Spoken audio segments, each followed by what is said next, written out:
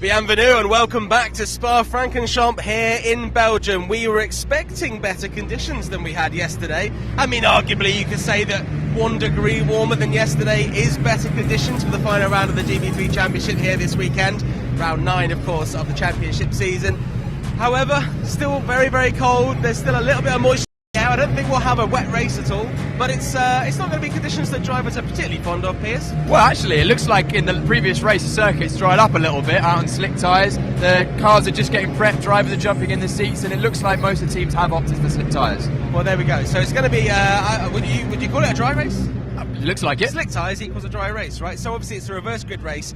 Piers, first of all, can you just explain what the reverse grid race entails? Yeah, so the reverse grid is the top 12 fastest qualifiers from qualifying of the 25 cars that we've got are reversed. So Timothy was the fastest driver in qualifying. He will now start 12th. Hugo Schwarzer, qualified 12th, now starts on pole position, and everyone in between. So a huge opportunity for Hugo Schwarzer. Also Gerard J starting second as well, and Seb Murray starts in third. So what are you expecting to see off the line there? Because with Gerard Shea, he's in a high-tech Pulsate car that we've seen win 2 races so far this weekend. However, he struggled a little bit. He's been back into the pits in both races, so I'm not sure if it's a car issue or what problem he's having. But if he can get it all together, they've already proven that he's got the car to win this race. Yeah, Gerard Shea, a second-year driver for high-tech Pulsate. He drove for the Hill Speed team last year, moved to high-tech this year. Very strong start to the season. He actually was the fastest qualifier at Auckland Park and amongst his teammates, and had a very good weekend there and at Silverstone as well. And unfortunately this weekend not quite gone his way. He was a little bit further down the order in qualifying compared to both his teammates. Of course, Kuharczyk was on pole in the first race, won on race 2, and Will McIntyre was up there as well. Gerard Shea, as you mentioned, had some issues, but he's got an opportunity to salvage a good result from this weekend in this first good race, starting from third. I expect him to be the fastest driver in that front group. I think he didn't quite extract everything from that high-tech Pulsate car in qualifying and the first couple of races. So I think potentially he's my pick for a win in this race, as much as I'd love to see Hugo Schwarzer get a good result. Yeah, it looks like it. Of course, full race coverage coming up. We're going to see some excellent racing, some of the best young drivers in Europe. Also, some very artisan views of the track here at Spa-Francorchamps. But Hugo Schwarzer starts on pole position, and earlier on, Piers caught up with the German to see how he's feeling ahead of starting at the head of the pack. Here with Hugo Schwarzer. Hugo, it's Sunday morning. Looking at the weather yesterday, it said it was going to be quite nice. Of course, Spa-Francorchamps doesn't always deliver the weather you expect, but let's reflect on yesterday. You were pretty buoyed up when I chatted with you yesterday at lunchtime about the pace that you had, and we're hoping to continue that for the rest of the weekend. Yeah, very happy with the pace I had yesterday. Race 2, 4 positions up from P12 to P8. Yeah, in my first season in GB3, first time here at Spa. Couldn't be any happier with how race 1 went, and hopefully more today. Yeah, of course, your first season in GB3, your first season racing in Spa in a single-seater slicks and wings car, and we've seen that generally the drivers at the front of the field are second-year drivers or drivers that have raced here in single-seaters in other championships as well. A lot of the newer drivers are further down the field, so you must be pretty happy that you're probably one of the higher-up drivers new to this championship. Yeah, definitely. It just shows the car control, and shows that, yeah, if there's no testing available, I can still be on the pace. And the confidence as well, because it's fairly daunting going quick around some of these corners, like, you know, corners like Pouhon, Blanchimont. I mean, Blanchimont's pretty easily flat in these cars, but you've got Eau Rouge, and it's a full commitment circuit, isn't it? Yeah, it's an awesome track. I mean, racing at Spa, it was always a dream of mine, and it's finally come true, so being here is awesome. Yeah, 2 good results for yourself yesterday in race 1 and race 2 of the weekend. We've got the reverse grid coming out, which is top 12 reverse, and you qualified 12, so pole for race 3. Yeah, honestly, I hoped a bit more than top 12, but yeah, my second lap, well, my second run on the new tyres was pretty good, and I think I can be quite happy with a top 12 result here. Well, yeah, you got top 12 and you're starting on pole in race 3. You know, that's the best possible starting position for this race. Changeable conditions with the wet. Do you think you can hold on to that top spot? For sure, yeah. I mean, I've shown the pace yesterday, and I know it sounds easier than it will be, but just focus on what's in front of me, don't focus on what's behind me, and just keep going. Yeah, it doesn't look like it's going to dry out, unfortunately. So, of course, getting away from the line in the wet conditions is maybe a little trickier than it is in the dry. So I assume, you know, if you had a chance to practice starts in the wet conditions, is it something that's on your mind, or are you just going to be like, right, just relax and let it come to you? I've had 2 starts, good starts yesterday, quick off the line, made some good positions up in the first, well, not even before turn 1. and so I'm pretty confident then that I'll have a good start in this race, and then yeah, just lead it from there. You know, while we're here, we're looking ahead. So we've got this is the start of our European road trip in GB3. Of course, we've got Hungaroring next, then Zandvoort afterwards. I assume you haven't been to those circuits or raced them at least. No, I haven't, but I'm really looking forward to them. Obviously, I'll do a lot of sim prep, but yeah, there's nothing more we can do than that. But looking forward to it. Hugo, good luck in the race. We'll see you starting from pole position in race number 3. So yeah, good luck to you. Thank you very much.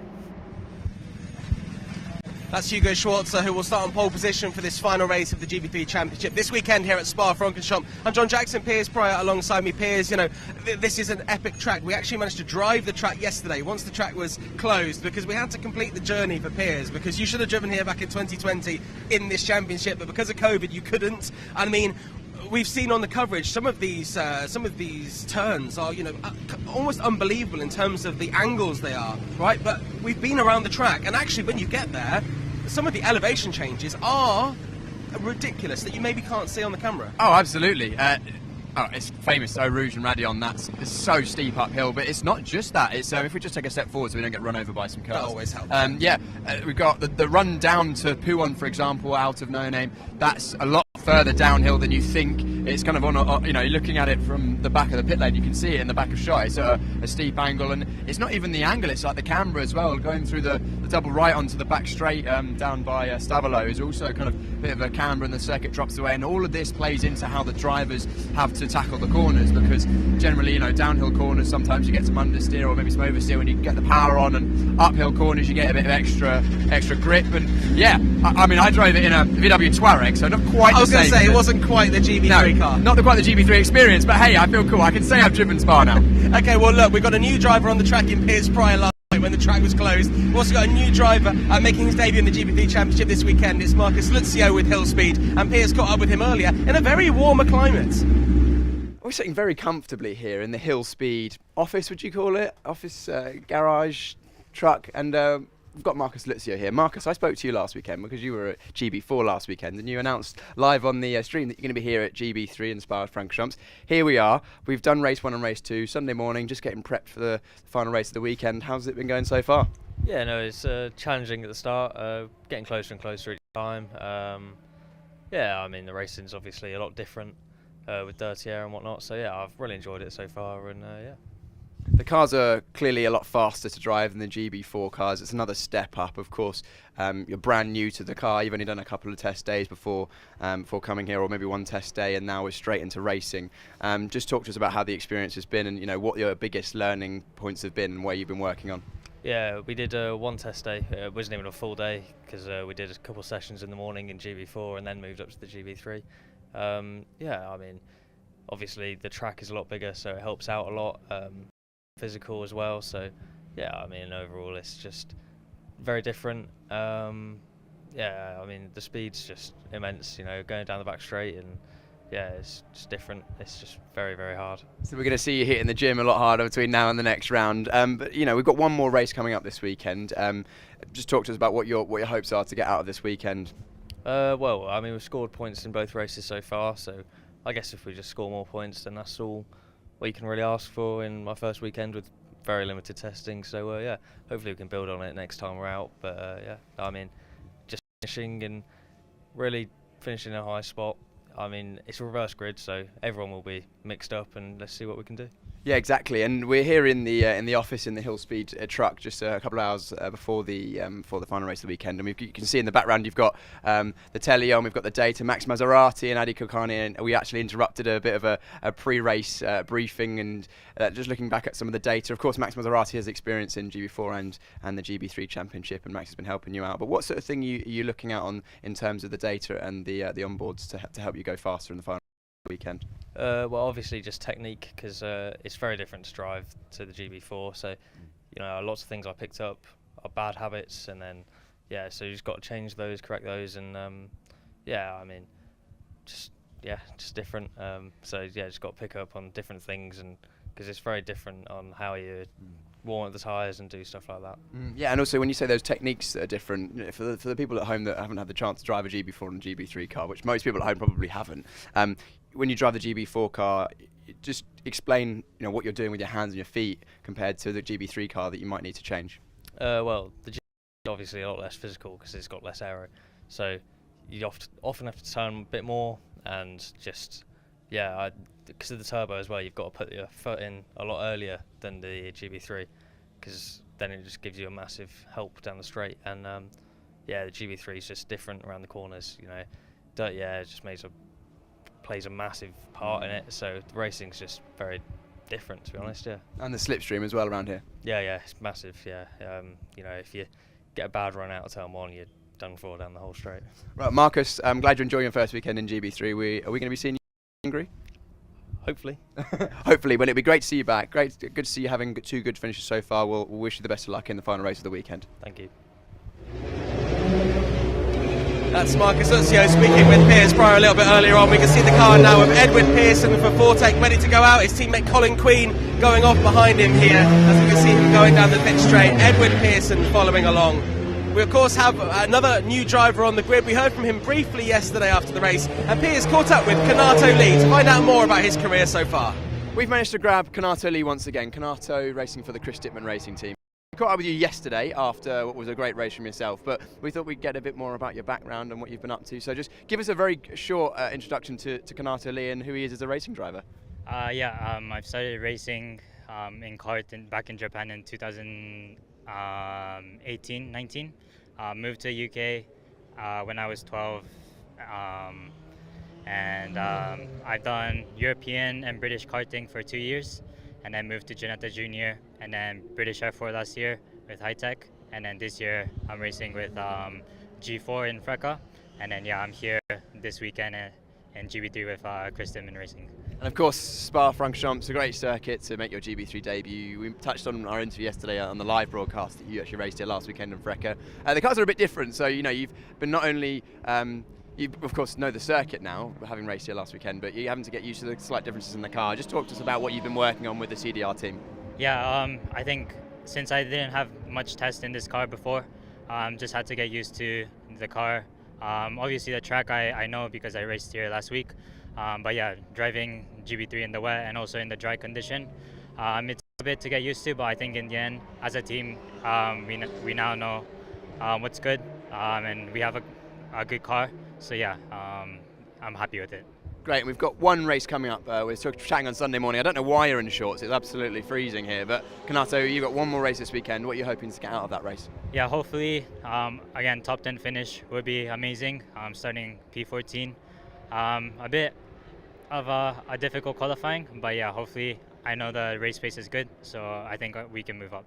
And in the wet conditions as well, because it was scheduled to be dry this morning, but I mean, Spa-Francorchamps, the weather does what it wants. You know, how have you been adjusting to the wet tyres in the GB3 car? You prefer the wet or the dry, or are you just going to get used to it all? I think I don't really mind both conditions. Whatever I'm pretty happy with. So if it's dry, then I guess that's good. But also if it's wet, I think it can be good racing as well.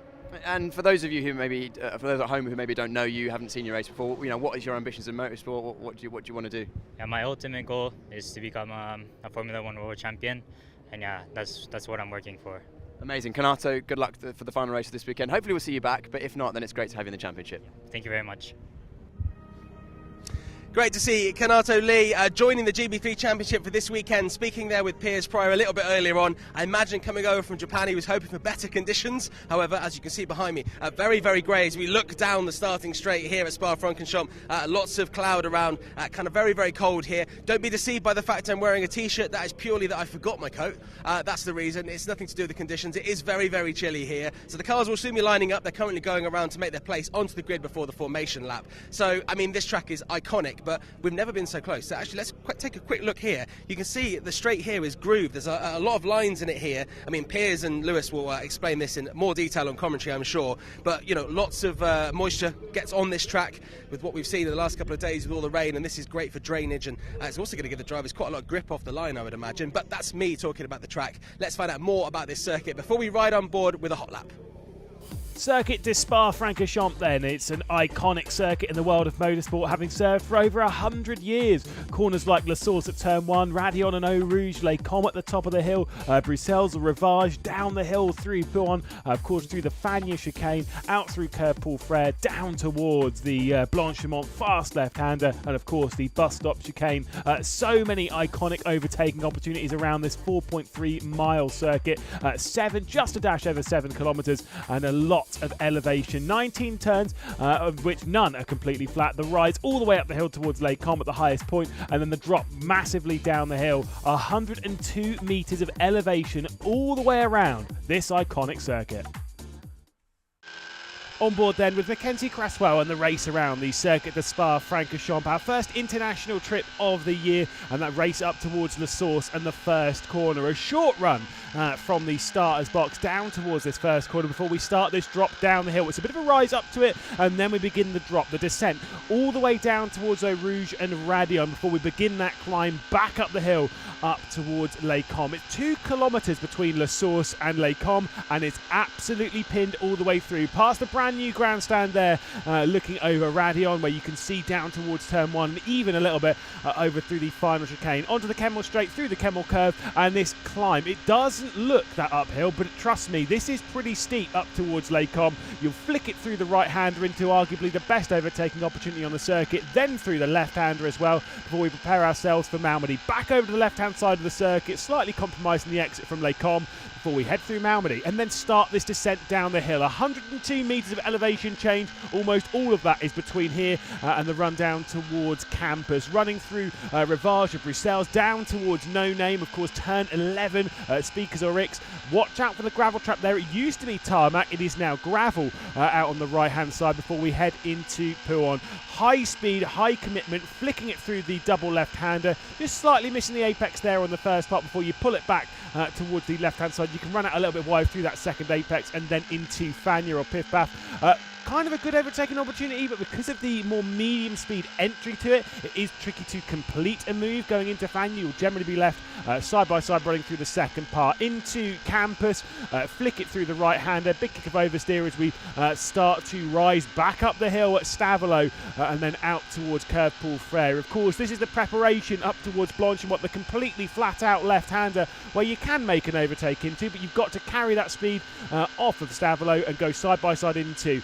Here we are then into the left-hander at Blanchimont, flicking it through and preparing for the final complex of corners. This is bus stop, of course, into the right-hander of the bus stop chicane, then, of course, into the left-hander and out towards the start-finish straight. On-board lap with Mackenzie Cresswell around this legendary 7-kilometre Circuit de Spa-Francorchamps.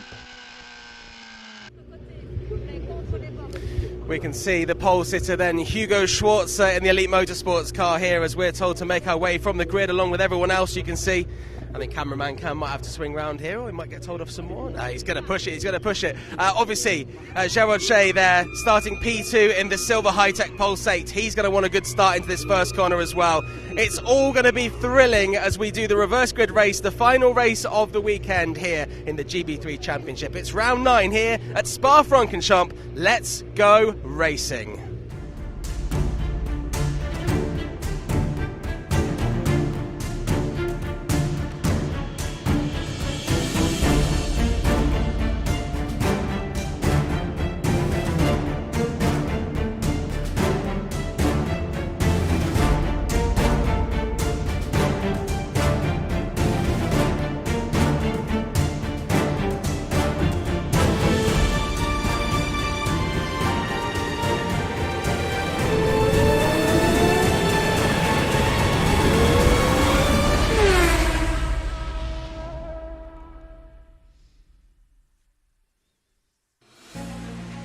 And so it's time to end the first leg of our European road trip, and of course in the UK's leading single-seater series. Rounds at Alton Park and Silverstone open up the calendar before this round at Spa-Francorchamps, dominated thus far by the high-tech Pulsate driver of Team Ecuhartic. Will he carry that on at the Hungaroring Zandvoort, where we know the high-tech team go well internationally? Back over to Silverstone for 3 more weekends of racing, one of those at Donington Park before the trip down to Kent and to West Kingsdown, of course, for Brands attached for the final rounds of the championship. Back over to Spa though, and it is Kuharczyk who's been dominating this weekend, but of course it is a time for the reverse grid race. Reverse grid that can see you work your way up the order. It's a track which is open for plenty of overtaking. We've seen that time and time again, especially with a run up towards Les Combes, down the hill towards Bruxelles, Rivage, with that run into Pouhon, of course. Overtakes can happen down to bus stop, although we've seen them fairly lacking thus far this weekend. I think that might have a little bit of a change heading into the final race. Of course, drama down at turn 1 in the previous race between the likes of Noah Ping and Mackenzie Cresswell. Are we going to get any more of that? The race up and down the hill, 102 metres of elevation, which Piers has now tried, of course, here at the circuit of Spa-Francorchamps in something slightly slower than this. Lewis McGlade, Piers to take you through the action today. Piers, it's going to be tricky out there. Yeah, it's not long dried out. It's a dry line around all the way around the circuit, but a few little wet patches off the racing line you can see on the inside towards Rivage there. The drivers will be working hard to get their tyres up to temperature. All of the drivers on the slick tyres as far as we're aware at the moment, and they are mostly on tyres that they have run in qualifying. However, I noticed towards the back of the field Marcus Lutzio actually has 4 brand new tyres, so potentially watch out for him coming through the field with a bit of extra pace towards the end of the race. Hopefully we'll quickly roll you through the grid to understand what's going on. Hugo Schwarzer starting for his very first reverse grid pole alongside Gerard G, arguably the favourite for the race. We'll have to wait and see what he can do. A couple of issues so far this weekend. Sebastian Murray in third with Jared Oberski in fourth. Before we get to a driver who's battling certainly up there in the championship. Fifth position for Will McIntyre. Can he make something special happen? Noah Ping will start from sixth position, just one position ahead of the driver he made contact with in the previous race, Mackenzie Cresswell. Nikita Johnson starts from eighth position with Ugo Ugachukwu starting from 9th. Louis Sharp, championship leader, still hanging on to it, starting from 10th, with John Bennett and two-time race winner around here at Spa, Timothy Kuharczyk, starting from 12th position. 13th is Arthur Roche on the first driver not to be reversed, with Kanato Lee, who had a fantastic race in the previous one. In 15th position, it's Sean Rashid, then Flynn Jacks, then Josh Irfan and Colin Queen in 17th and 18th position. Ed Pearson in 19th, Patrick Huitzenroder starts from 20th, and the final row of the grid sees Marcus Lucio on those fresh tyres with Richard Kulkarni starting alongside. I did hear you talking about Gerard G very quickly before the race. Is he still your pick for the race, or have you leaning somewhere else? No, I do think that Gerard Shee's going to have the pace, I reckon, advantage over the cars around him. We know that high-tech Pulse 8 car has been absolutely rapid this weekend, dominant in the hands of Timek Kuharczyk, and that second-place car on the right of shot, the number 23 high-tech Pulse 8 car of Gerard Shee, will have a setup very, very similar on that, and we know Gerard Shee can be a match for his teammates when everything goes right. He struggled this weekend, but I think it will be tricky for Hugo Schwarzer in the yellow number 33 to hold him off once the race gets in. But hey, who knows what's going to happen? Hugo Schwarzer was very happy with his pace in the previous race, so let's see what happens. Red lights are on, let's go racing. Certainly so. So on the front row of the grid, it's Hugo Schwarzer in that bright yellow car. It's Gerard Shee alongside. My pick is back there for Will McIntyre. It's not a great start from Shee. He's lost out of position to Sebastian Murray down into the first corner in the red and yellow Chris Dittman racing car. Will they make their way through the first corner safely? There's plenty of side-by-side as we head down the hill, but it's an excellent start for our race leader Hugo Schwarzer. Sebastian Murray up to second position, Gerard Shee to third. Will McIntyre has got past Jared Oberski and is now behind his teammate in fourth position, with Oberski in fifth. No contact this time between Noah Ping and Mackenzie Cresswell, so at least there is that. Meanwhile, some moves in the background. I think that might have been Adichie Kulkarni making up a couple of positions. It might have been Marcus Lucio. Here we go then down towards Les Combes. Is there going to be a move for the lead? I think Hugo Schwarzer is going to hold on to this one.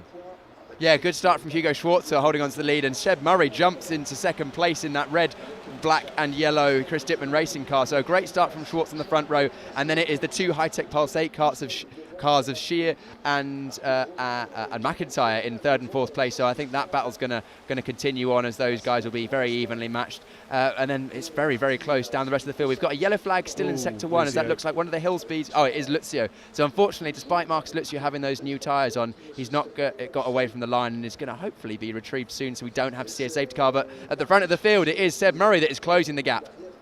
Yeah, it must have been the other Hillspeed car that I was looking at, Adichie Kulkarni on the first lap, but either way, now at the rear of the field, and a big shame for Hillspeed and Marcus Lucio on his first appearance in GB3, retiring from the race, not being taken off the circuit in the most glamorous of fashions. We'll say Noah Ping made his way past Jared Oberski into Les Combes.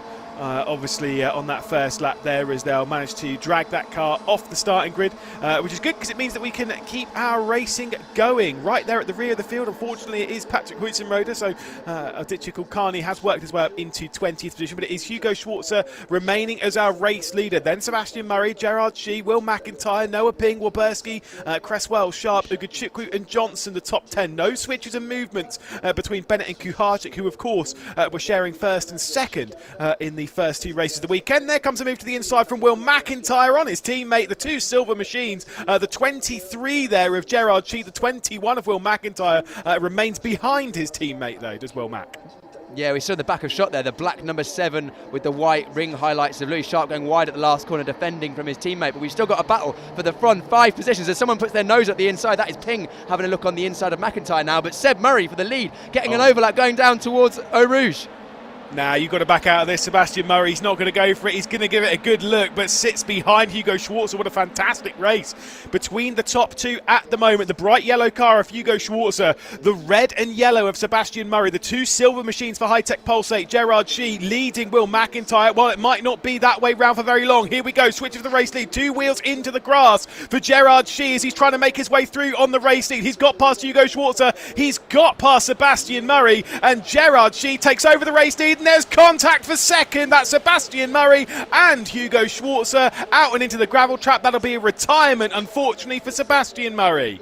Oh, Seb Murray trying to stick for the lead, and there we have the number 17, Nikita Johnson looking up the inside. It's a great move for the lead for Gerard Shee. He went 3 wide, went to the inside and got the move done. What a great move. Superb. It is now a 1-2 for High-Tech Pulsate because Will McIntyre has made his way through, which would be excellent for his championship challenge. That car, I don't know about you, seems pretty beached to me, and normally if that is the case, unless they can get the marshals out there immediately, it seems like it might end up being a safety car. Here's a replay. Talk me through it. Oh, it just looks like Seb Murray went very late on the brakes to try and go around the outside of Schwarzer. Got the move done on the outside, but then carried too much speed into the left hand of Lecombe and just lost control of the car, potentially with 2 wheels on the slightly damp curb. And Schwarzer did very well, actually, to give him space on the inside and took to the gravel himself, but that's kept him in this race.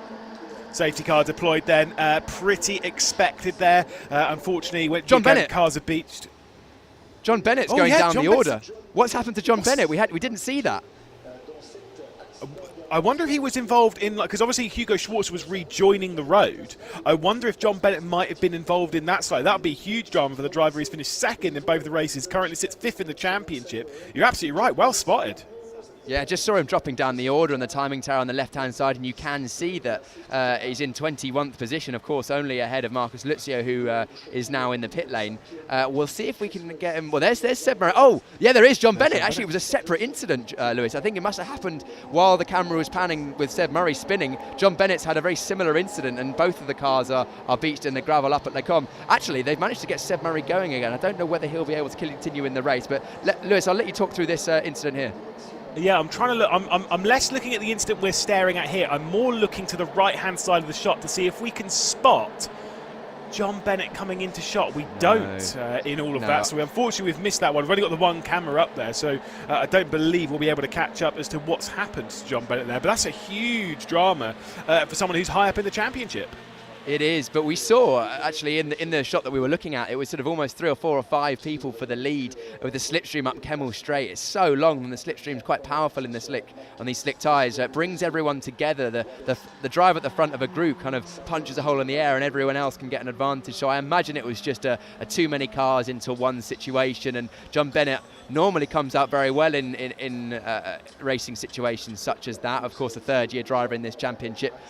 He's very successful, had a lot of consistent results over the seasons, and knows how to keep out of trouble. But unfortunately, on this occasion, he's probably been tagged on the inside, or he's tried to go around the outside of someone into the right of Lecombe, and contacts happen. Potentially, people have been backing up as well as they've seen the Seb Murray and Hugo Schwarzer incident going on ahead.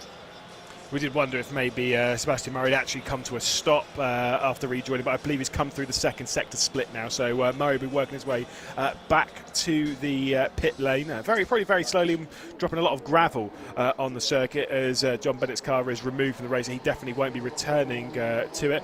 Do you know what? I might take a little bit of credit for that one in a sense. I didn't visit Mackey's last night, so I couldn't make a donation for the Mackey's machine. But either way, John Bennett a retirement from this race. There'll be no jokes in the JHR Developments team. It is a high-tech Pulsate 1-2 though, and we know how good they go abroad. Kuharczyk's up to 9th position. Chances of him taking a victory still pretty low, but he could be definitely, almost certainly taking over the championship lead if he is able to beat Louis Sharp. Sorry, Lewis, I actually was looking at some of the live timing. Who are you talking about? Oh, I was just talking about Kuharczyk potentially taking over the championship lead if he's able to beat Louis Sharp. Yeah, of course, the championship gap is closing. Well, it's closed over the weekend with Kuharczyk taking those 2 wins. He's closed the gap to not very much at all. I think it's, what is it, after round 8, it was only 8 points. And with him, Kuharczyk being, 2, 3, 4... Hang on, is there... hang on, no, Louis Sharp actually is...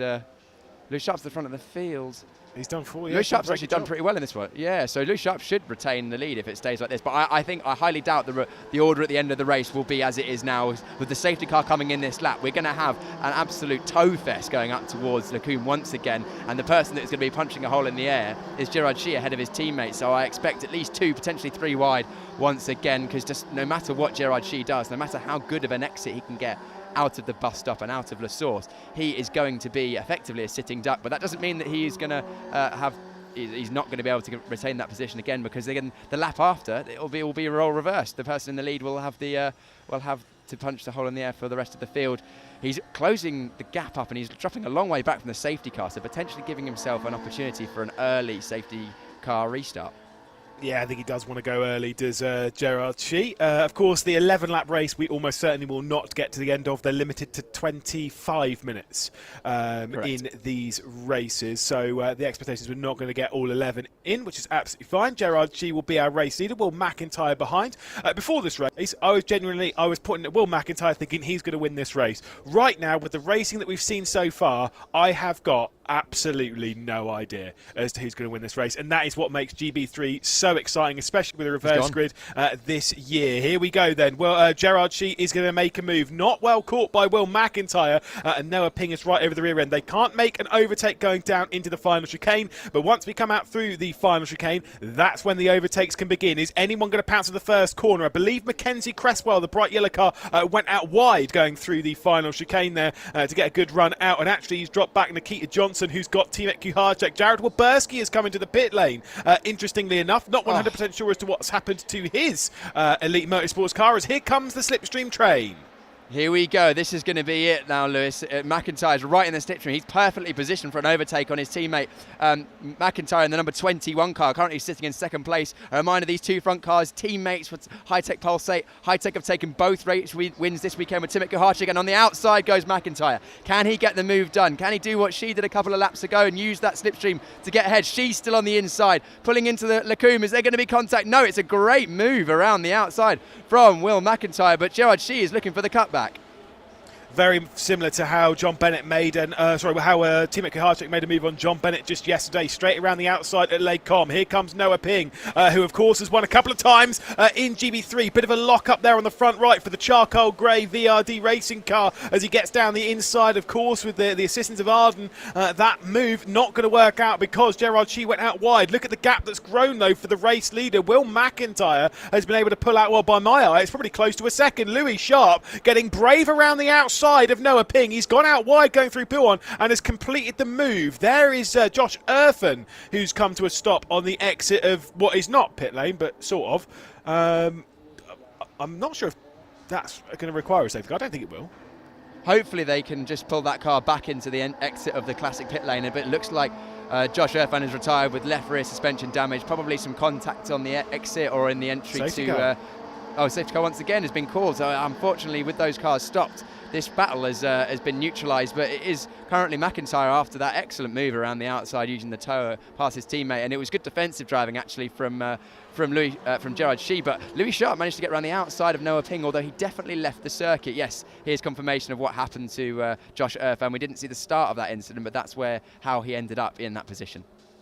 I can, looking at my timesheets and doing some very quick commentator's maths, the old 2 + 2 = that was definitely an incident. I believe it was Josh Irfan and Sean Rashid, both of them dropping down the order, and Rashid, I believe, also being out of the race. There we can see them all working their way back out onto the start-finish straight. Safety car out for the 4th time this weekend, the 2nd time in this race, and they're instantly getting on the tyre wobs. I think they've been told, don't let too much heat out of your tyres, because we're probably not long from clearing this up and getting racing straight away. Back a shot. You can see there in the background, that's Sean Rashid's car.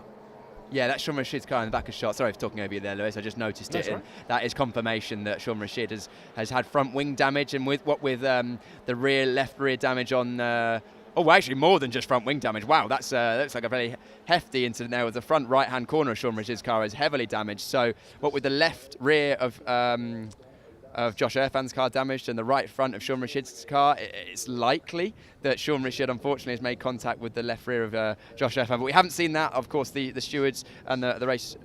Hang on, that's number 17 of Nikita Johnson, who's also got heavy left rear damage, but he didn't come into the pit, so potentially he's just trying to circulate, hoping that this race will finish under the safety car, but we'll see.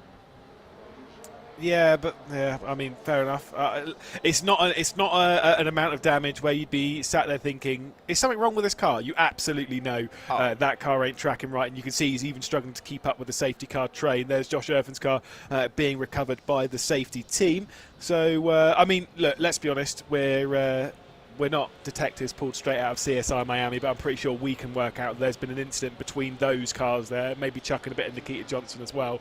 The important bit, though, is Will McIntyre is leading. We've had a 3-time winner so far. Obviously, Timothy Kuharczyk this season has racked up 3 wins, 1 at Silverstone and 2 here. Will McIntyre has won on both of the previous weekends. Obviously, he did win at Silverstone. He did win at race 3 at Alton Park. It's looking good for a victory here as well. Yeah, black flag for car number 91. That's Seb Murray. That doesn't make... I don't know why that's been called. Maybe something's happened that we haven't seen again. But one thing, Lewis, I think that is interesting is that currently the race order, McIntyre from Shee, Louis Sharp moving up a lot of positions from his starting grid, so great drive from him so far.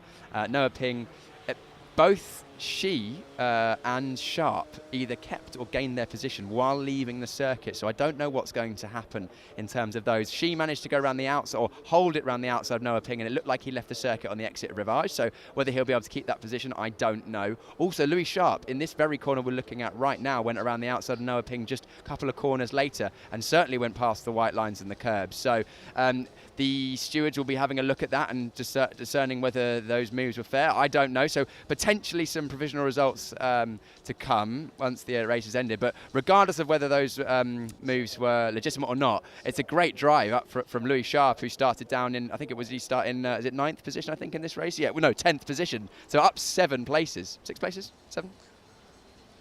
I'm just going to let you do your own maths. There is a replay as to what happened. So that is Sean Rashid getting straight into the rear end of Josh Irfan into the first corner, and just misjudging the braking, it seems, and dropping straight into the rear of that car. That is not great. Yeah, that was just a concertina incident, wasn't it, there, Lewis? It was just misjudging the braking there. Josh Irfan potentially just defending the inside and then tracking back to the outside to get a good run. Sean Rashid basically judging that wrong, and you can still see Nikita Johnson making his way around the circuit with heavy damage to that left. And look at it, car wobbling around, so he's almost certainly going to be coming into the pit lane. But we are now getting ready to go once again. There's still, it says there's 6 laps remaining, but we will go to a timed race with the second safety car in this one. It is going to be, Will McIntyre, who's got role reversal from last time out. So will Gerard Shee do exactly what McIntyre did a lap ago? But Will McIntyre's gone very early. Yeah, and let's see them go racing. I believe, from my swift maths of how long we go in this race, roughly, I think we should have about 4 laps left of this race. In fact, there we go, with 9 minutes left to go, it will be 4 laps.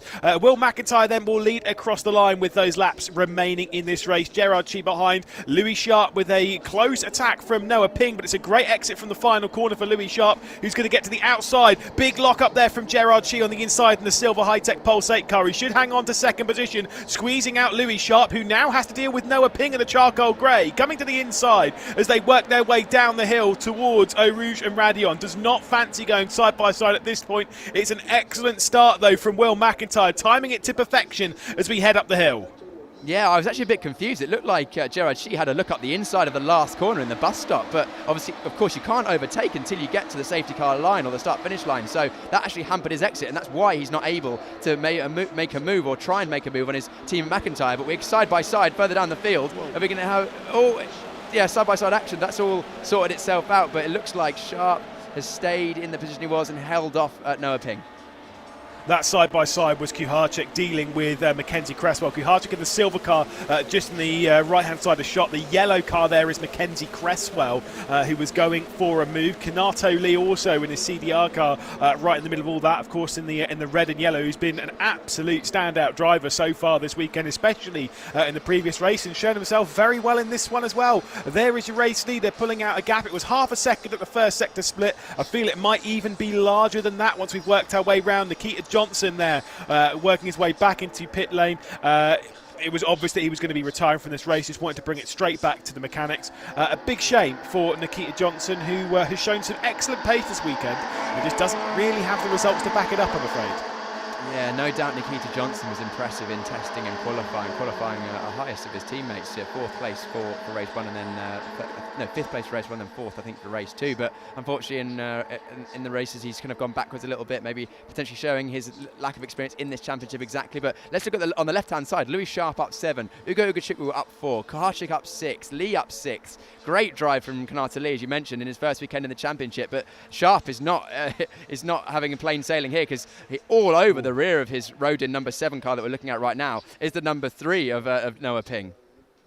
Yeah, the VRD by Arden car, Noah Ping, just trying to find any way, almost made contact with the rear of Louis Sharp. Again, championship leader at the moment is Louis Sharp. As we'll see a couple of switches, Hoytsenroder and Flynn Jacks going side by side behind Noah Ping once again, looking to the inside, the number 3, trying to get past the number 7. Louis Sharp able to hold on. That Rodin Motorsports car is not looking particularly quick at the moment. Maybe they've put a little bit more downforce on that car, because it doesn't seem to be able to keep up so much on the straights with the 2 high-tech Pulsates, or even that Arden VRD racing car behind it. Will there be switches in position here for 3rd? At the moment, Louis Sharp looking for a 3rd consecutive podium. Noah Ping might steal that one. There's contact between the pair of them here on the Kemmel straight as we work up the hill. Noah Ping is on the outside. Ugachukwu is throwing himself into the mix in the 31. They're 3 wide. This is going to be huge drama between the lot of them. Louis Sharp putting it all on the line, and I think there might have even been contact. Yeah, there was contact going up the Kemmel straight, wheel-to-wheel contact, but now Ugachukwu managed to make his way through on both of them. Now Noah Ping's on the inside. There's going to be contact here. Contact between Ping and Sharp, and also the collateral damage in that is Ugachukwu, who's now in the wall. That is so unfortunate for Ugachukwu. It was Noah Ping on the inside of Sharp there that caused that incident. Unfortunately, it looks like both of those have got away with it, but Ping is still going, defending hard now from Timet Kuharczyk. Yeah, and where has Sharp ended up in all of this? We'll find out once they cross the 2nd sector split, as where you can see that car it will almost certainly be a safety car again. What do you make of that? Is that Noah Ping being too aggressive? Is that Louis Sharp putting it all on the line a little bit too much? Ugachukwu maybe biting off a little bit more than he can chew going around the outside? I think it was probably a bit of afters after the contact from the Kemmel straight, because I think Ping was trying to go around the outside of Sharp on Kemmel, and then Sharp squeezed him and they made wheel-to-wheel contact, and I think Ping was probably a bit upset by that, and then Ping put it up the inside of Rivage, and he was very, very narrow, very late on the brakes, on the slightly damp part of the circuit, when Sharp, was close to the back of Ugachukwu. So again, it's hard to tell from the only camera angle we have here, and it's a long way from... The stewards will have a look at the onboard cameras, which will have the driver's inputs as well, and of course the safety car has been called for the stranded car of Ugachukwu, but unfortunately I think I would in this instance put the blame more largely on Noah Ping from the one shot that I've seen, because you can't be sending it in so late that you then basically can't keep onto the racing line, and unfortunately because Ugachukwu was carrying the normal racing line, Ping forced Sharp into Ugachukwu. So unfortunately Noah Ping in that instance, as much as he's the one that sort of come out on top in that and now sits in third place on the road, there may be changes with that. And also, Lewis, we saw the black flag for Seb Murray earlier on. I think that's because he was pulled out of the gravel and managed to continue on. I don't believe you can continue with outside assistance, so that's probably the reason for his black flag. Yeah, I was going to say that's the black flag is not it's not a penalty in a sense of like, oh, you can have a drive through or whatever. The black flag is, as we all know, is a disqualification. And like we said, as much as we have had disqualifications for incidents before, even recently at Silverstone, it's typically well after the fact, once they've all been able to catch up with all the drivers, etc. A disqualification in the race, generally speaking, that's a technical infringement as to why that is. So I think you're absolutely right there. He's had outside assistance to return to the racing surface, and that is where the issue has come. Louis Sharp then into the pit lane, and I can almost certainly, I've not got the YouTube chat open, I can almost certainly assume that the Polish fans are going absolutely wild because Kuharczyk, with this, will take over the championship lead. That is a very impressive weekend from him. And to be fair, if Ping gets a penalty, which I'm kind of with you, I feel it's might even be fairly likely that he does, it'll be a 1-2-3 for High-Tech Pulsate. Wow, that would be an amazing result for the High-Tech Pulsate team. You know, 2 wins and then a clean sweep of the podium would be their dream weekend, effectively. It's a real shake-up in the championship, actually, Lewis, isn't it? What with Sharp basically in last place of the drivers running at the moment, Kuharczyk, who's gone from 12th to 4th place, and Ugachukwu, who is currently sitting third in the championship as well, also out of the race. And John Bennett in 5th. This is really, really shaken up the championship. What is, getting towards the middle of the season now. So, Louis Sharp has been effectively faultless all season so far, which is why he's in the lead of the championship coming into this round. And unfortunately, that's the first sort of, I say error. I of course, the incident was that led to Sharp coming in the pits and Ugachukwu going out. I think, from what I've seen, is more Noah Ping's blame. But he squeezed Noah Ping very, very hard going up up towards the Kemmel Straight towards Lecombe, and that is kind of the instigator. And that looks like Louis Sharp's out of the car. Yeah, that car is being retired. So, no points for Louis Sharp. And then you can see on the left-hand side of the car there, where the Rodin logo is, the tyre burn from when he made contact with his teammate. And real shame for Louis Sharp. I say it's a racing incident. It's part of racing, but we'll see what the stewards decide. But it looks like the safety car is in this lap, so good job from the marshals around the circuit to get those cars cleared away so we can go racing for what will be one lap, a one-lap showdown. Yeah, indeed. This will be very, very interesting around Spa. One final lap to deal with. I'm just going to give you a quick update championship-wise. Obviously, we're still early doors in the championship. We've only completed a third of the season here in 2024, and we've still got a lap to deal with here.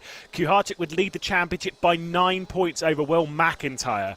Louis Sharp would drop down to third in the championship with scoring no points. So I know that is going to make the Polish fans very, very happy, but it could get even better for Kuharczyk here. Let's see who's going to win the final race at Spa. Could it be the clean sweep for Kuharczyk? It'll be a tall order, but let's be honest, with 7 kilometres, in fact 7,004 metres of racing left to go, you just never really know. When's Will McIntyre going to go and set his way off from the field? We'd love to be able to see it, as we'll go back to green flag racing. Will McIntyre will hopefully lead across the line. Gerard Sheet in second, Noah Ping in third, with Timek Kuharczyk. There we go. Now we can see them, as that is Will McIntyre holding onto the race lead. They can start overtaking once they get down into the first corner. Noah Ping's been fairly aggressive in this race. Let's see how aggressive he's going to go. Will McIntyre pulls it over to the back over to the racing line. The defensive line coming in from Gerard Chi in the 21. And he switches down into the first corner. It's a few positions back, and I think it's Flynn Jacks down the inside in the red and yellow Chris Dittman racing car, trying to take over 9th position from Colin Queen, as at the front of the field it's going to be Noah Ping on the attack of Gerard Chi. Yeah, it was a really good restart out of the last corner, Lewis, from Will McIntyre. He went in the middle of the last corner and caught everyone else a little bit off guard. And actually, the worst start of anyone in the front of the field was from our provisional championship leader, Timek Kuharczyk, assuming he finishes where he does. But that's not a given, considering that Kanato Lee, our new driver to the championship this weekend, are trying to go around the outside, as we see fighting hard for Noah Ping once again. Let's see how hard Timothée Kuharczyk, by the way, is going to fight that, because we've seen him before put a little bit too much on the line this season already, and not think of it as a major championship. That he hasn't played it as a championship figure like we've seen with Callum Voisin in previous years, and of course Luke Browning back in 22. I think he might be driving a little bit smarter now in this championship. There's some side-by-side behind that is going to be Flynn Jackson, Ed Pearson. So 10th position is where the fight is. The red and white car of Ed Pearson trying to get around the outside of Flynn Jackson. They'll battle the way down the hill towards Puan. What an excellent restart, though, from Will McIntyre for the second time this race. Oh, a brilliant restart from McIntyre, as I mentioned a moment ago, but Kuharczyk in 4th place would be wise to just basically keep it safe in this race, because the advantage of having team radios might be the fact that the team will be able to tell Kuharczyk that potentially Noah Ping has got a penalty coming his way, so the podium might be handed to him anyway, and he knows that both of his main championship rivals are out of the race at the moment, but we're still fighting all the way down the field. Very, very close, all the way down into 14th place of the remaining cars that are running. Well, at a bare minimum, it does seem as though it is going to be a clean sweep for the Hi-Tech Pulsate team, which would now mean that they'll have won 5 consecutive races in GB3, the Hi-Tech Pulsate team. 3 of those being Timothée Kuharczyk, 2 of those, it'd even be 6, because Will McIntyre won the final race at Alton Park. Either way, through the final corner they go. It will be a 3rd victory in GB3 for Will McIntyre, out towards the line. Timothée Kuharczyk going out wide. McIntyre will come across the line as the race winner here in GB3 at Spa, as Hi-Tech Pulsate sweep the victories. Gerard Shee in 2nd position. 3rd place will be Noah Ping, and of course in 4th, potentially your new championship leader, Timothée Kuharczyk. What an unbelievable performance from him. Yeah, what a great drive from Kuharczyk, coming up from 12th position, fended off. He may well even, as we've said, speculation from my part, we don't know. The stewards will have to review all the incidents that have gone in that race, but Noah Ping potentially being looked at for causing that incident, and the provisional results will be Noah Ping in 3rd, but Kuharczyk may even end up with 3 podiums. Yeah, indeed. We'll have to wait and see whether what the race stewards say about Noah Ping. But Will McIntyre is your race winner. Gerard Shee in 2nd, Noah Ping in 3rd, Timothée Kuharczyk in 4th, Kanato Lee in 5th position, with Mackenzie Cresswell in 6th. Hugo Schwarzer down to 7th from pole position, but hey, pretty solid result from him. Arthur Rojon, Colin Queen and Flynn Jacks.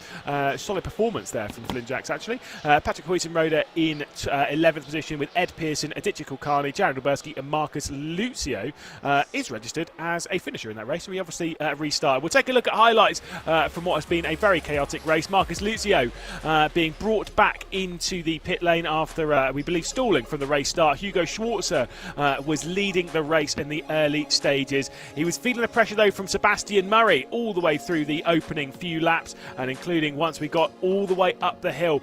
Bit of a look from Sebastian Murray to get to the outside as they'd work their way into Les Combes. With a move to the inside, it was Gerard Shee taking over the race lead. Contact for 2nd position would see Sebastian Murray into the gravel trap and out of the race. Out of shot and out of sight was John Bennett, also retiring from the race in an unknown incident. Meanwhile, on the safety car restart, once they got that back going again, Sean Rashid would make contact with the rear end of Josh Earth and Nikita Johnson, also involved, retirements from all 3 on the spot. Meanwhile, Will McIntyre was starting to apply the pressure onto the rear end of Gerard Shee as Josh Earth would pull over to one side, which would cause the safety car.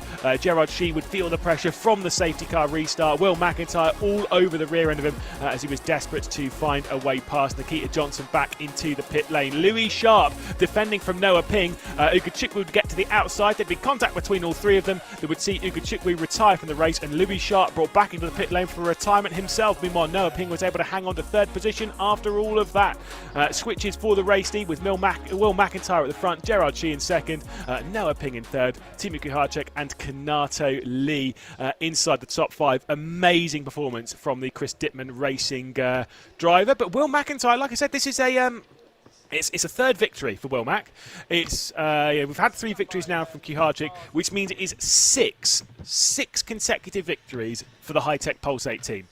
they are on just a different level at the moment. We know how well they go internationally. Of the previous international rounds we had, 2022, they took both victories for Luke Browning. 2023, they took both victories for Alex Dunn here at Spa, and of course both victories in race 1 and race 2 is what I'm talking about there. They're the two main races victories for Alex Dunn at Zandvoort. They've done the two main race victories here as well for Team McGlade, and they might as well chuck on a little sprinkling of Will McIntyre also on that. And so there'll be concerns from all of the other teams as we aren't exactly heading back to the UK anytime soon. There is Louis Sharp keeping his eye on what's happening. I think he wants a quick word with a certain Noah Ping, which I'm not going to lie, I'm very curious to see what happens with all that, because let's be honest, Louis Sharp is not happy. It was contact between himself, Noah Ping and Ugo Chukwu. You can just kind of see being wheeled away in the background. That's where the contact was. I'd suspect as much as the top three will all be pretty happy with each other, I think Louis Sharp might be over for a very, very quick word with Noah Ping, who might be a little bit sheepish here, although to be fair, he's never normally sheepish. There is Will McIntyre. I was going to say Team McGlade, though. I'm so used to him winning in the recent past. Onto the top of his car, over to the crew. Of course, Gerard Shee alongside. That was Piers' pick for the race. Mine was Will Mac, just saying. As Noah Ping also over to congratulate. Being blanked there a little bit by Will McIntyre as he's more focused on his team. But yeah, like I say, I'm sure tempers have been flaring quite a bit this weekend. We saw a little bit between Noah Ping and Mackenzie Cresswell in the previous race. Ping's putting a little bit of a target on his back, potentially. I'm not particularly happy. You can see Louis Sharp over there in the background, just waiting to pounce on his prey, just like Jon Jackson, who's ready to pounce on the podium finishers and see what they have to say after that race.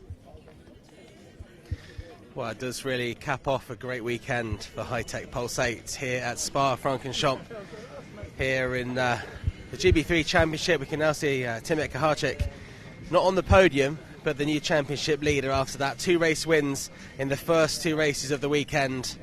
And obviously, I think he was finishing 5th there off the top of my head there as we see him in shot there. The new championship leader. We'll pan around here. We'll have a quick word with the race winner, though, Will McIntyre. In just a second, he's going to be getting his hat that he needs to wear before he can talk to me. There he goes. We'll let you put your hat on. It's fine. I get told off otherwise. That's how it goes. But yeah, Will, I mean, a great way to end a really, really good weekend for the team. Yeah, I mean, great job by the whole team on the weekend. The car was on a literal rocket ship, so yeah, was that 4 or 5 wins in a row now, 6 wins in a row for Hi-Tech. Yeah, Potentially going to get a penalty there, you would imagine, with that incident that you won't have seen yet. But when it comes to sort of racing against your teammate, as you were against Gerard there, a little bit worrying. You'd obviously don't want to end the weekend on a sour note. yeah, I mean, we have a lot of respect for each other, and you know, just before the race, we were both talking, and we're talking to our engineers and coaches about what's going to happen and how we're going to do it, and you know, we did it perfectly, clean, respectful and hard, and that was the main thing, you know. I learned from what he did in the safety car restart and tried to implement my own thing, which sort of worked. So yeah, definitely wasn't one of them where after his safety car restart I went into my one and was like, oh god, I'm going to get done into Le Combe, but it was alright in the end. Yeah, great restart for you. It's obviously a joy to always drive around circuits like Spa, and next up is the Hungaroring. You must be looking forward to that. Yeah, I'm really enjoying this European tour so far, you know. Next time hopefully we sort qualifying out, so you know, I can be up there with Timmick in the first 2 races. Excellent, a great way to end the weekend. We'll hope some better weather next time out. Congratulations, Will. Thank you. There we go, Will McIntyre, race winner with Hi-Tech Pulse 8. We'll look around for his teammates, Gerard Shee. Here we go. We'll let them embrace here and celebrate. Gerard, great race result for you and also for the team. Yeah, first podium of the season. I've been messy qualifying this weekend, but it's good to go home with a trophy. Up until this race, it was a little bit disappointing for you. What happened in those first 2 races? First race, just driver mistake, and second race, I have cooling issues. My engine's overheated, and then yeah, that's it. Well, look, it's a great way to end the weekend on a positive note, and we'll see you at the Hungaroring. Yeah, looking forward to it. Excellent stuff. That's what she said. Let's go on to our third place driver. At the moment, Noah Ping will come over here with VRD Racing by Arden. Noah, it was a little bit rough and ready out there. What did you make of the incident with Louis Sharp? Yeah, I mean, I haven't looked at the video, obviously, but in the moment I felt like I was alongside and just wasn't given enough room and turned down on. I mean, I'm not here to take out people.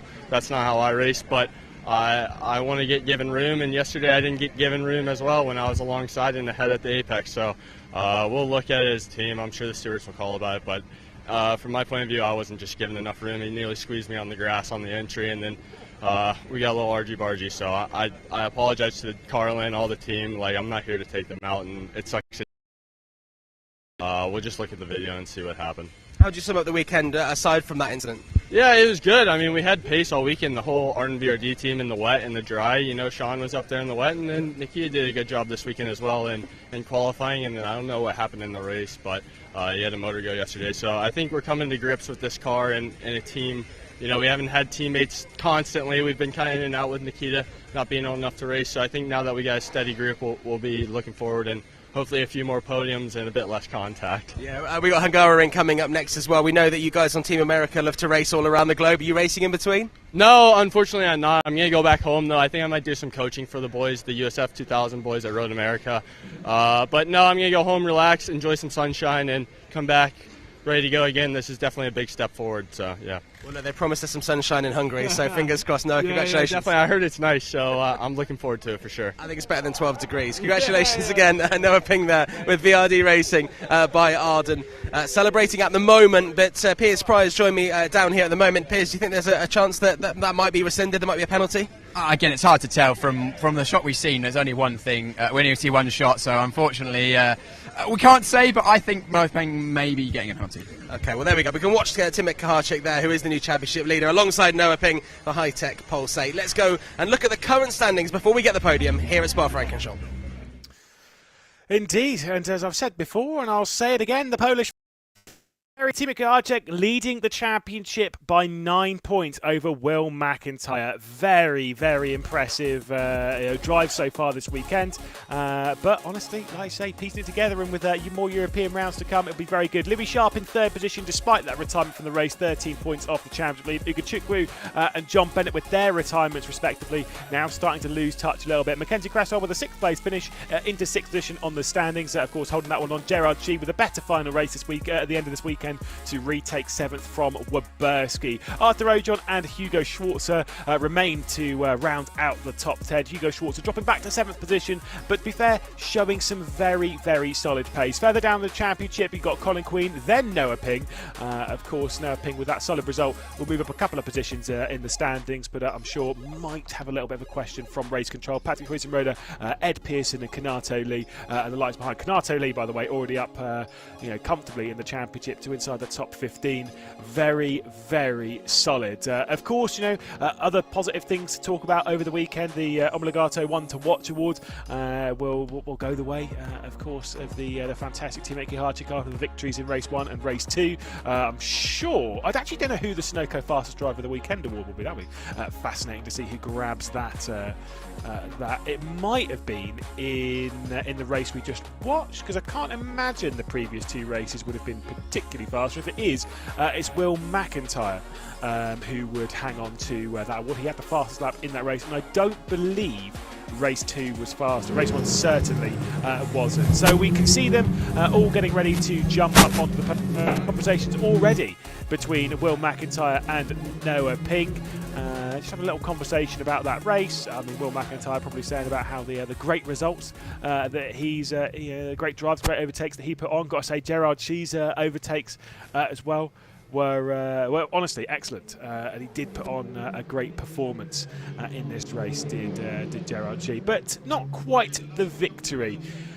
And unfortunately, in a sense, if there is a post-race penalty, I'm pretty sure High-Tech Pulsate might be a little bit irritated that they don't get to see all 3 of their drivers on the podium, because that would be very much a post-race thing that you have to check out on gb-3.net. There is Noah Ping then onto third position. Gerard Shee, of course, to the second step of the podium. He did win a race at the end of last year, of course, back in Donington Park. Noah Ping also a couple of times a winner. And Will McIntyre for the third time this season onto the top step of the podium. Again, in fantastic fashion. We'll hear, I think, the British national anthem, maybe?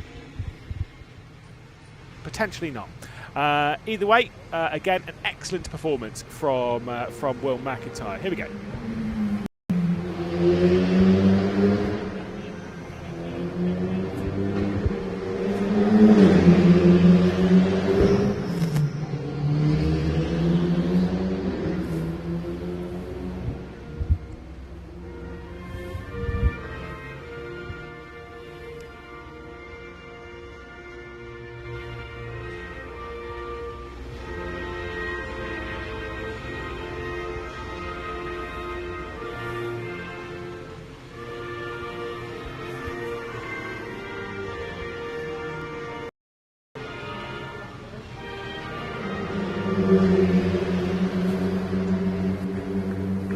So it's a third victory for Will McIntyre, a sixth consecutively for the Hi-Tech Pulse 8 team.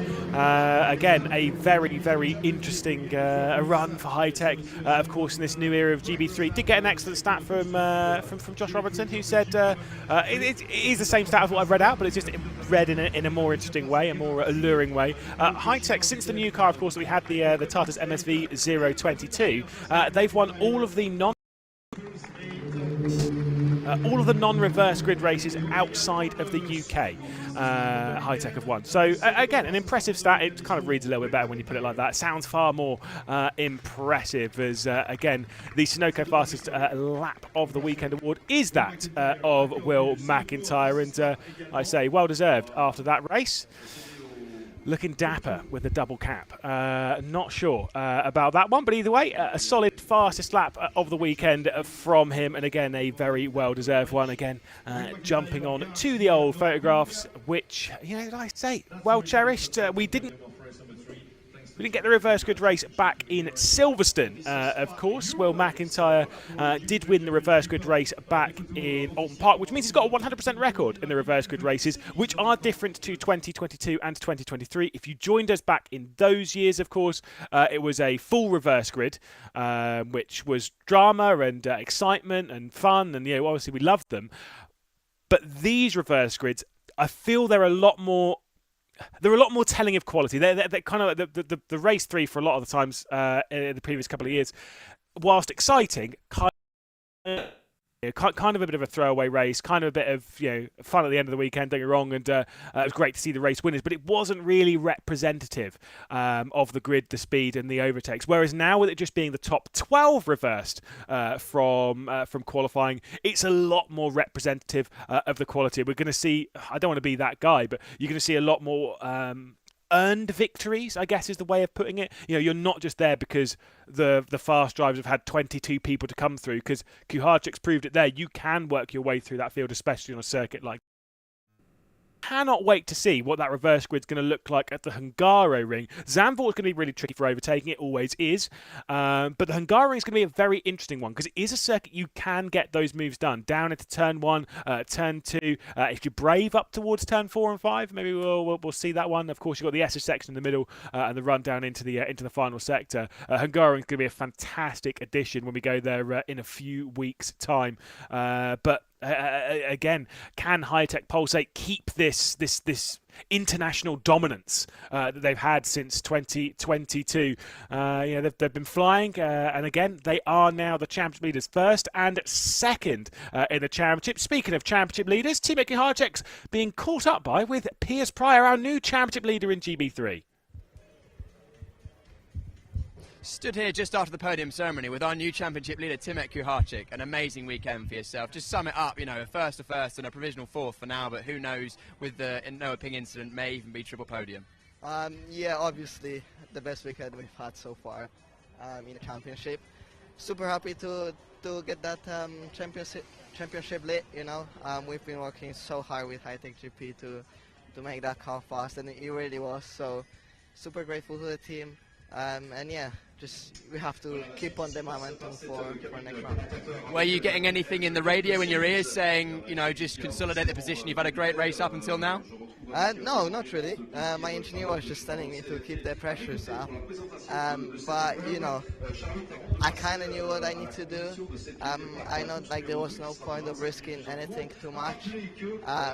And you know, I already had a few incidents in my career that could have stayed a bit calmer, and then it didn't really work out. So yeah, just you know, you never know what's going to happen. So just being calm, getting that points is the most important. Tim, congratulations. We'll let you celebrate with the rest of the high-tech Pulsate team. We've had a great weekend. Good luck, and we'll see you again in Hungaroring in just a few weeks' time. Jonas, what a weekend A racing. great weekend for Tim Eck, a great weekend for high-tech Pulsate, a great weekend for the GB3 Championship. Hopefully next time out in 3 weeks' time when we're at the Hungaroring in Hungary, it will be a little bit warmer. It's 12 degrees. We've seen comments. We know it's weird that I'm wearing a T-shirt and Piers is wearing several layers. That's just how it is. I've got a layer of blubber to protect me. You're a racing driver. You're your lean physical fitness. Thank you very much for watching. As I say, a fantastic weekend. You can watch all the highlights on the YouTube channel that you're watching on right now. Of course, the social media page on the GB3 Championship has some amazing footage, incredible footage of Eau Rouge, filmed by our very own cameraman Cam, who's right behind the camera now, but we can't see him, but normally he's in shot. So check that out. Make sure you follow the GB3 Championship as well. And we'll see you in 3 weeks' time at hopefully a hopefully a warmer Hungary. That's the one.